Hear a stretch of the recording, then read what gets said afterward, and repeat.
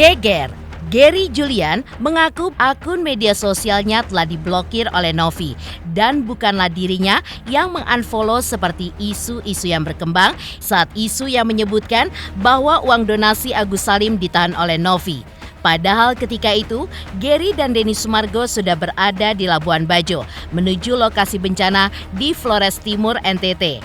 Pengakuan Gary seakan membenarkan berbagai isu miring yang kemudian diklarifikasi oleh Novi melalui sosial media pribadinya dan juga di hadapan awak media. Bahkan yang membuat heboh netizen adalah postingan terbaru Novi berupa satu kata yaitu kudeta yang mengarahkan pikiran netizen pada pergantian pengurus yayasan khususnya posisi ketua yang baru saja beralih dari Novi kepada Gary. Lantas benarkah Gary pun melakukan kudeta untuk merebut posisi ketua yayasan? Seperti apakah klarifikasi Gary terkait hal tersebut? Seperti apa pula tanggapan Gary terkait sindiran menohok dari Emma Waroka dan pernyataan Agus Salim yang merasa yakin bisa menyeret dirinya, Denny Sumargo dan juga Novi ke dalam penjara? Apa yang membuat Gary menilai jika pernyataan Agus tersebut sebagai bentuk pernyataan ala premanisme? Pemirsa, bersama Intens Investigasi, kami hadirkan kabar terkini, terpercaya, dan teraktual. Tetapi sebelumnya, jangan lupa untuk like, subscribe, dan juga share channel YouTube ini.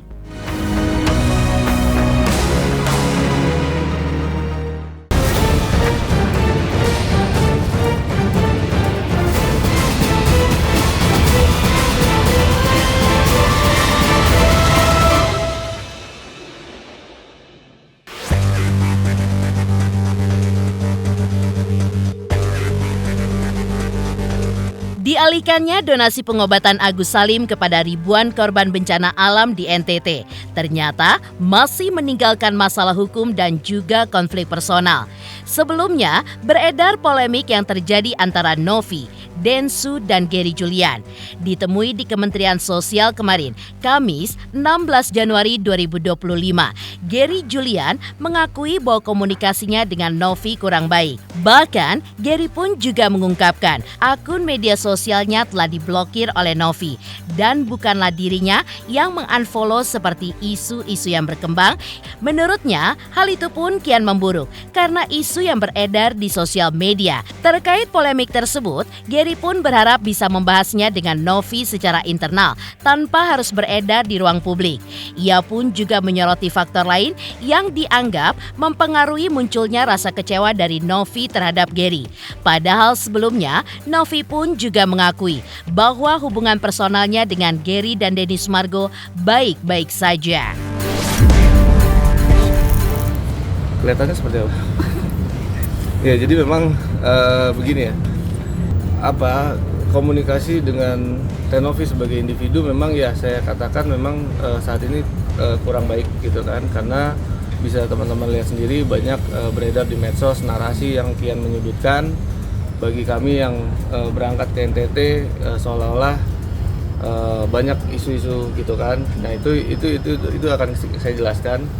Mungkin secara isu itu benar yang saya sampaikan juga saat saya pulang dari NTT, saya sampaikan itu benar. Mungkin tentang uang itu apakah ditahan ataukah diminta balik itu juga benar gitu kan. Kalau memang teman-teman mau lihat pun saya juga siap, saya punya semua datanya di handphone. Ya ini saya sekali lagi menjawab ya, saya nggak pernah unfollow semua akunnya Teteh, tapi saya diblok. Iya per hari itu ya? karena saya nggak mau balikin uangnya kalau itu. Ya masih di. Iya belum. Saya diblok. Ya otomatis setelah dibuka bloknya kan saling unfollow gitu. Sebetulnya saya nggak mau arah ke situ, karena kenapa? Karena pada akhirnya uang donasi ini beres gitu kan. Memang itu sempat menjadi masalah dan kemudian kita langsung tangani dengan cepat. Kemudian akhirnya semua tersalurkan dan kita belanjakan lalu selesai. Jadi itu aja sih kalau poin saya, yang penting ini urusan donasi selesai dan laporan pertanggungjawaban juga selesai. Sisa satu lagi, kita laporan keuangan sejak tahun 2024 itu ya menggunakan akuntan publik. Itu aja sih. Ya kecewa lah, masa nggak kecewa. Tapi saya nggak akan melakukan tindakan apa-apa. gitu kan. Tapi untuk klarifikasi tadi mungkin teman-teman bisa nilai sendiri. Nggak ada masalah apa-apa, itu mungkin banyak orang yang apa sih seolah-olah dibikin huru hara aja supaya rame, mungkin nggak tahu sih. Tapi kalau saya pribadi saya nggak ada masalah sama siapapun. Tapi komunikasi iya sibuk masing-masing. Terakhir komunikasi pas apa ya, pas Mas Gary sebelum berangkat itu yang pertama ada kegiatan yang harus saya lakukan, dan saya pun kan sudah bukan ketua yayasan lagi ya, itu aja sih kalau saya sudah bukan ketua yayasan lagi. Terus itu yang pertama. Yang kedua, saya kan juga ada kontrak tuh live streaming di sesuatu juga. Isu ditahannya uang donasi pengobatan Agus kabarnya dilakukan oleh Novi untuk disumbangkan kepada korban bencana alam di NTT. Menyeruak sejak Denny Sumargo membuat postingan kemarahan dan kekecewaannya kepada seseorang ketika ia sudah tiba di Labuan Bajo ketika itu. Menurut Gary, yang terjadi di yayasan pada saat pengalian donasi ada intervensi. Gary pun menjelaskan saat proses pemberian uang donasi, sisa uang tersebut sempat tidak dikirimkan kepada tim di lapangan yang menuju lokasi bencana alam di NTT. Hal inilah yang kemudian menjadi polemik karena sebelumnya rencana pengalian donasi secara teknis sudah disepakati oleh semua pengurus dan juga tim yang ikut turun ke NTT.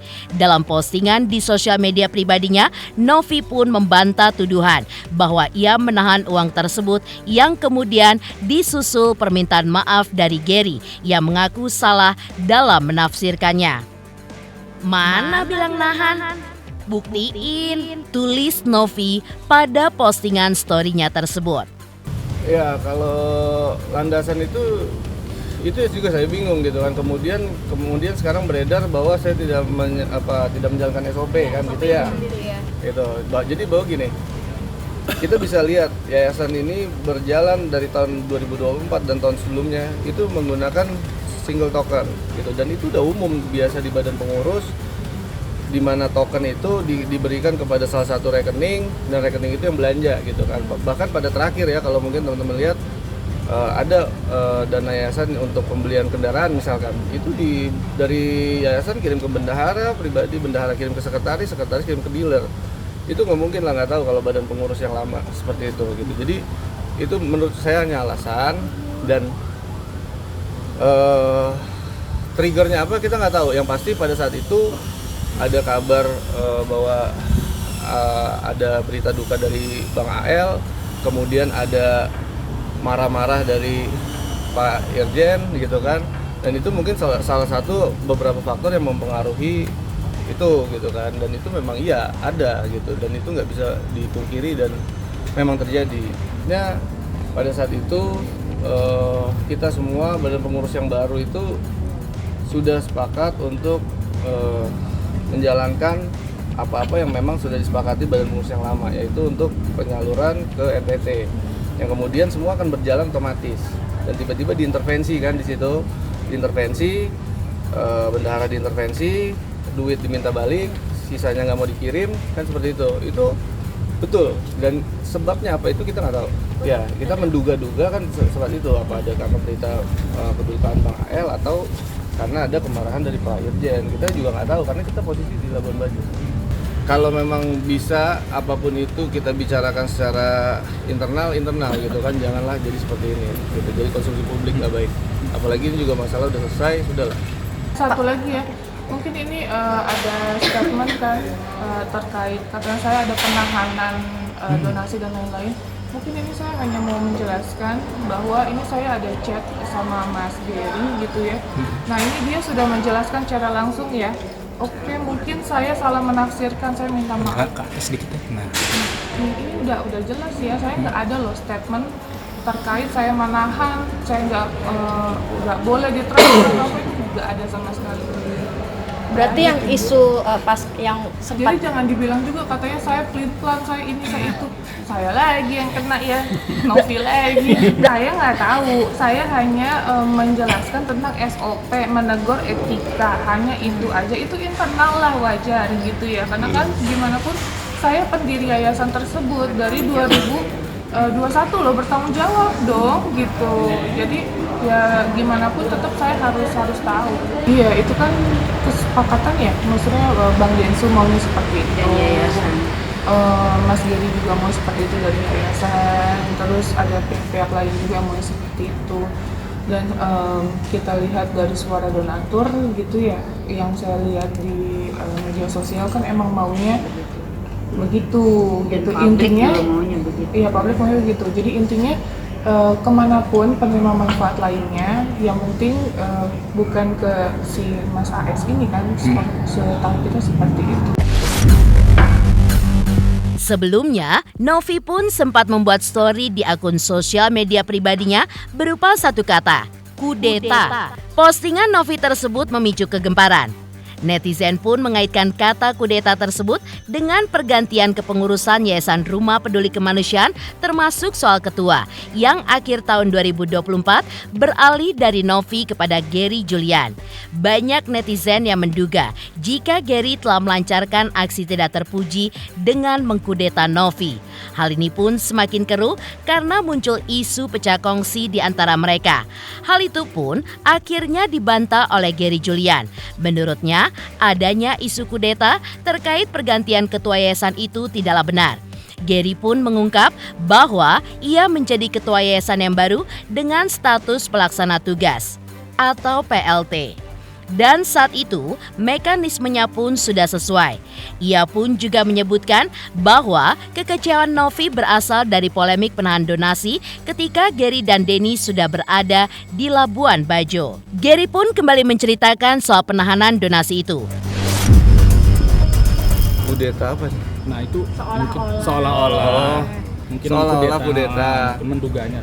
Ya, nggak ada lah, itu nggak benar.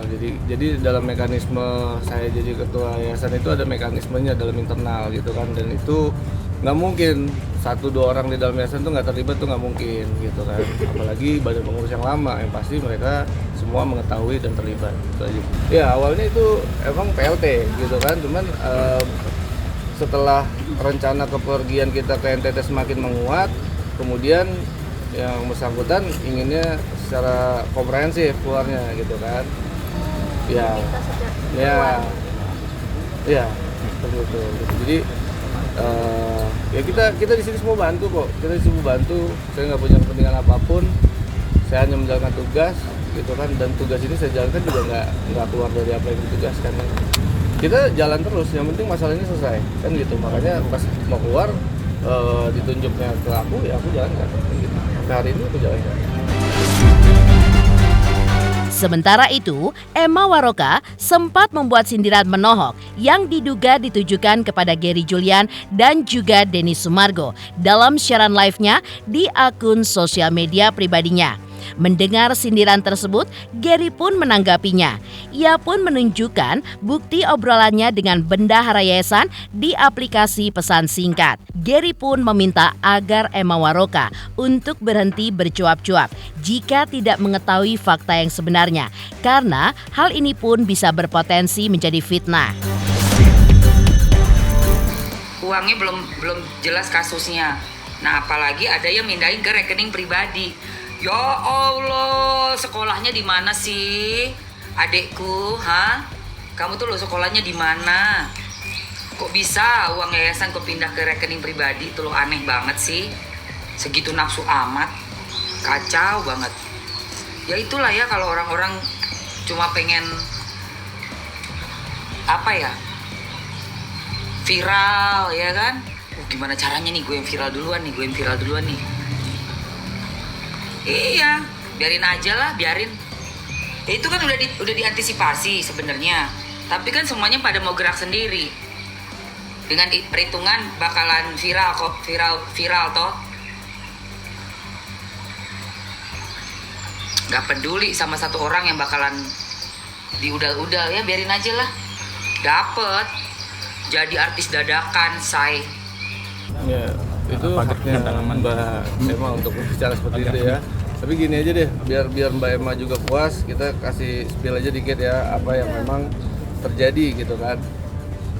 Wow, ini udah aku blur. Ya, bisa lihat sini teman-teman. Aduh, deket banget ya. Ini WA saya sama bendara. Gitu ya. Munduran juga bisa. Munduran dikit Mas. Ya. Satu, udah ya. Dua.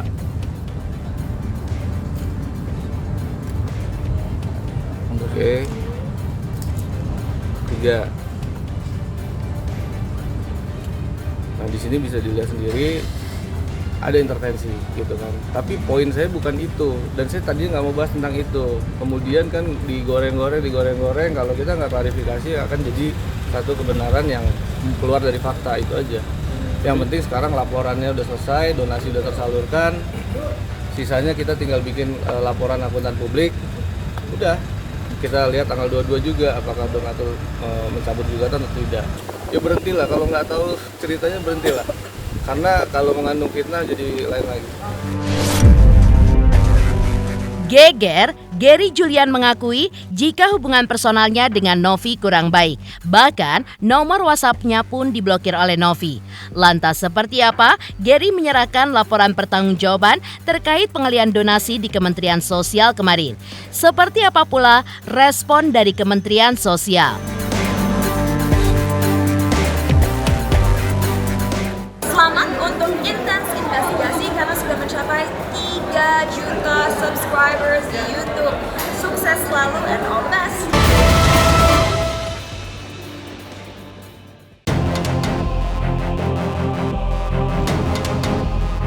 Pihak Yayasan Rumah Peduli Kemanusiaan yang diwakili Gary Julian selaku ketua yayasan baru mengaku sudah membuat laporan pertanggungjawaban atas uang donasi yang sudah dialihkan kepada korban bencana alam di NTT. Dan kemarin, Kamis 16 Januari, Gary pun sudah menyerahkan laporan pertanggungjawaban keuangan tersebut kepada Kementerian Sosial. Menurutnya, ada 3 poin penting yang dicantumkan dalam laporan pertanggungjawabannya tersebut, termasuk soal pelanggaran pengumpulan uang donasi untuk Agus Salim. Gary juga menyebut bahwa ada peringatan dari kementerian bahwa jika kedepannya ingin melakukan pengumpulan donasi lagi agar dilakukan sesuai dengan aturan hukum yang sudah ada. Nah, jadi kita bikin berita acara ya, di atas tadi kita menyampaikan yang pertama-tama sesuai dengan beberapa kali rapat pembinaan yang dilakukan oleh Kemensos kepada yayasan terkait pelanggaran pengumpulan uang donasi tersebut. Dan yang kedua, berita acara yang kita sebutkan itu kenapa alasannya disalurkan kepada korban NTT, korban erupsi Leotobi di NTT ya. Terus yang ketiga, ada beberapa poin saya lupa ya. Selain itu mungkin tadi ini laporan pertanggungjawaban semuanya gitu. Dan ini sisa satu kita bawa lagi, kita mau bawa ke donatur gitu. Jadi salinan ini untuk donatur. Tadi kita sudah sampaikan juga kepada pihak Kemensos bahwa setelah ini kita akan ke donatur, dan apakah laporan ini sudah sesuai dengan isi gugatan donatur, apakah mereka nanti mau mencabut gugatannya atau tidak, ya kita kembalikan pada penasihat hukum donatur. Itu aja sih. Respon Kemensos yang pasti sebagai regulator normatif aja, dari pihak beliau menyampaikan kalau kedepannya ingin melakukan pengumpulan uang lagi agar sesuai aturan, supaya tidak ada polemik lagi ke depannya. Dari sisi Kemensos hanya menaungi dalam struktur hukum aja sih gitu kan, bahwa memang pihak Kemensos sudah mengetahui dalam pengumpulan uangnya juga merupakan satu pelanggaran undang-undang PUB ya kan, yang kemudian kita juga berkali-kali sudah sampaikan dalam pembinaan. Kita sudah memberikan surat kepada Mas Agus tanggal 30 Oktober, surat kedua tanggal 6 November. Kemudian mereka tetap tidak mau berobat kan. Kemudian tanggal 15 November kita adakan mediasi pertama, mereka nggak datang, gagal. Mediasi kedua itu sekitar tanggal 26 November kalau nggak salah, itu kan dari pihak yayasan walk out, sehingga kita tidak menemukan satu kesepakatan apapun. Yang pada akhirnya setelah kita tutup buku yayasan di 31 Desember 2024, kemudian ada pergantian badan pengurus, ya kita sampaikan bahwa rencana badan pengurus yang baru ya mengalihkan kepada penerima manfaat lain.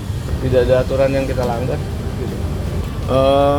Kalau keyakinan itu ya pasti kita dari sisi kita pasti yakin, tapi namanya hak kewajiban itu kan pasti ada. Setiap pihak-pihak juga boleh mendalilkan kalau memang merasa dirugikan atau seperti apa, itu silakan aja. Tapi yang kita lakukan sudah sesuai dengan regulasi, dan kita juga udah memenuhi kewajiban-kewajiban kita sebagai yayasan. Gary kemarin sudah menyerahkan laporan pertanggungjawaban pengalihan uang donasi pengobatan Agus Salim kepada korban bencana alam di NTT kepada Kementerian Sosial Republik Indonesia. Lantas seperti apa tanggapan Gary terkait pernyataan Agus Salim yang merasa yakin bisa menyeret dirinya, Novi dan juga Denny Sumargo ke dalam penjara terkait dugaan penggelapan uang donasi?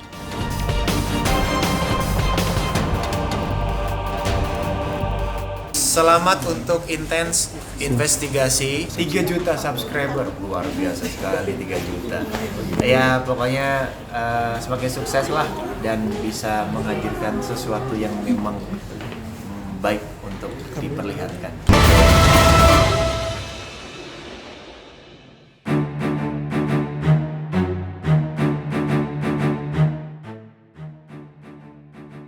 Keyakinan Agus Salim bahwa ia bisa menyeret 4 nama ke penjara terkait dugaan penggelapan uang donasi untuk pengobatannya ditanggapi oleh Gary Julian secara menohok. Menurut Gary, pernyataan Agus Salim yang disampaikan usai Agus menjalani BAP atas laporan polisi yang ia layangkan tersebut terkesan memaksa, terburu-buru, bahkan mengarah ke cara premanisme. Dan menurut Gary, pihak Agus seharusnya tidak boleh mengatakan hal tersebut di depan publik, di mana hal ini pun menunjukkan arogansi seorang warga negara. Gary mengaku siap untuk mengikuti proses hukum yang ada atas laporan polisi yang dibuat oleh Agus Salim dan siap memberikan klarifikasi sesuai dengan porsinya. Akan tetapi, tidak ada niat dari pihak Gary ataupun yayasan untuk membuat laporan polisi balasan. Jika Agus menginginkan biaya pengobatan, ia pun mempersilakan Agus untuk menemui Denny Sumargo. Ya nggak boleh lah, kita kan siapapun itu kalau punya statement bisa memenjarakan orang itu nggak boleh lah gitu. Kita harus melalui mekanisme, siapa yang mendalilkan itu dia yang harus membuktikan gitu kan. Jadi janganlah pakai cara-cara premanisme lah seperti itu, nggak baik. Keyakinan mereka ya itu kita hargain keyakinan mereka, tapi kalau dari sisi kita apapun itu kita siap mengklarifikasi aja sih, kita nggak ada masalah tentang itu. Cuman memang tadi kan kalau cara-caranya mungkin disebutkan dia ingin memenjarakan begini-begini, yang bisa memenjarakan orang tuh bukan kita, bukan orang sipil, tapi ada prosesnya, ada orang-orang, ada aparat penegak hukum yang memang bisa berwenang untuk lihat. Cuman memang kalau demikian seperti itu, ya itu secara etika moral gimana ya, udah korban pengungsi mau dilaporin lagi gitu, mau ditambah-tambahin lagi, janganlah bikin narasi ke arah situ gitu kan, bahwa mereka itu berhak menerima bantuan dan mereka itu jauh dari ibu kota, nggak banyak bantuan kemanusiaan yang sampai ke mereka, itu aja sih.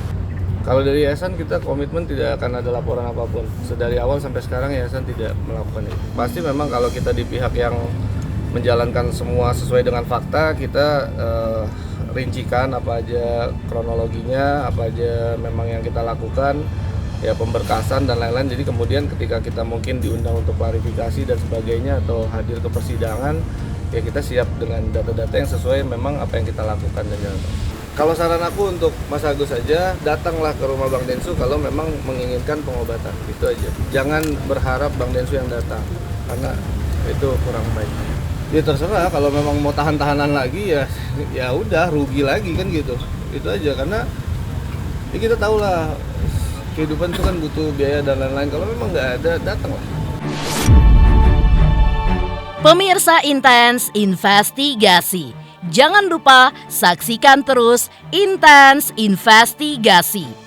Dan pastikan jangan lupa untuk like, subscribe, share, dan juga komen channel Intens Investigasi.